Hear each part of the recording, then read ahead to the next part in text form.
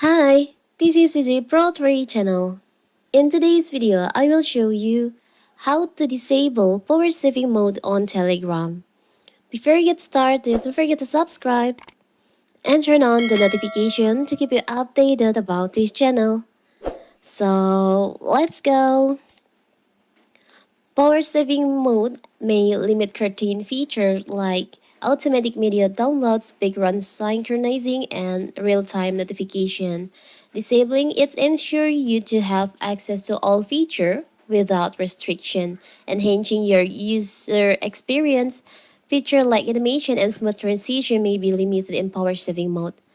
And what if you want to turn this off, this power saving mode? It's so simple.